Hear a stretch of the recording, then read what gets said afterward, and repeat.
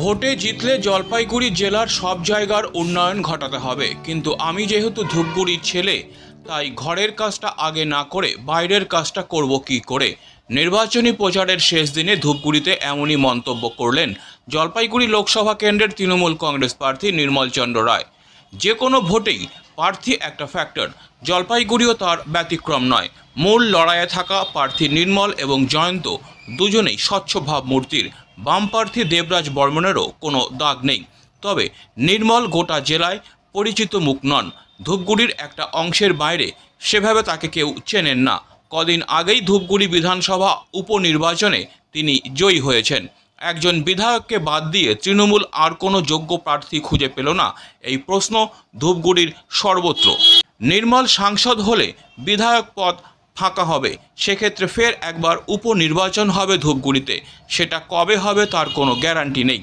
পুরসভা নির্বাচন না হওয়ায় এমনিতেই ভুক্তভোগী ধূপগুড়ির বাসিন্দারা, ফলে নির্মলকে লোকসভায় প্রার্থী করা ধূপগুড়িতে সচেতন মানুষদের একাংশ ভালোভাবে নেননি।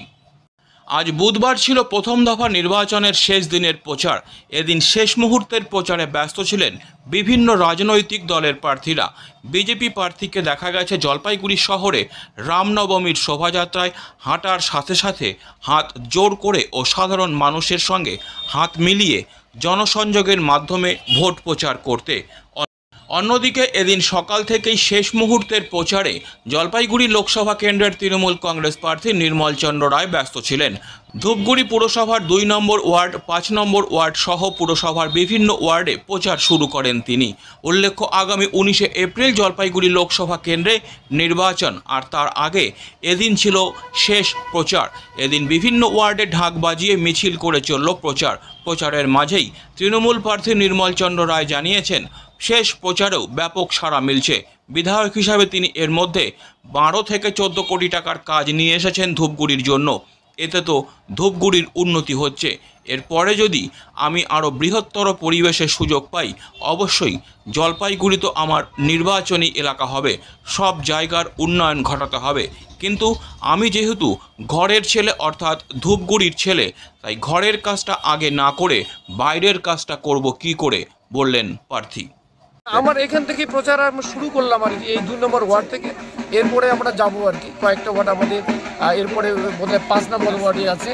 তারপরে যদি সম্ভব হয় আমরা আরও কয়েকটা ওয়ার্ড আজকে কভার করবো। করার পরে আমি যাব শালবাড়ি ১-এ অর্থাৎ দুরামারিতে। কি ইস্যু নিয়ে ভোট চাচ্ছেন এই সাধারণ মানুষের কাছে? এখানে আমার ধূপগুড়িতে আমার যেটা ইস্যু সেটা হচ্ছে আমাদের ধূপগুড়ির উন্নয়ন। আমি ঘরের ছেলে, আমি এখানকার এমএলএ হিসাবে আমি যতটুকু ৬ মাসে করতে পেরেছি আর কি, সে আবেদন নিয়েই আমি মানুষের কাছে, আমার ধূপগুড়িবাসীর কাছে আমি যাচ্ছি। এবং আমার ধূপগুড়ির যদি আমরা উন্নয়ন ঘটাতে হয় আর কি, যদি ঘটাতে হয় তাহলে আমাকে যদি ওরা নির্বাচিত করে দিল্লিতে পাঠায়, সেটা দিল্লি থেকে আদায় করা হোক, আমাদের রাজ্য সরকারের কাছ থেকে আদায় করা হোক। ধূপগুড়ির উন্নয়ন আমার প্রিফারেন্স। গোটা লোকসভা এলাকা তো কয়েকদিন চষে বেড়ালেন, প্রচার করলেন, কতটা আশাবাদী কি মনে হচ্ছে? ভীষণভাবে আশাবাদী। যেখানে আমরা ডাবগ্রাম ফুলবাড়িতে আমরা গত লোকসভা ইলেকশনে ৮৬,০০০ ভোটে আমরা পিছিয়েছিলাম, সেখানে আমি সেদিন শিলিগুড়িতে ১২ কিলোমিটার একদিনে হেঁটেছি আর কি। সেখানে এত রেসপন্স, হিউজ রেসপন্স মানুষের।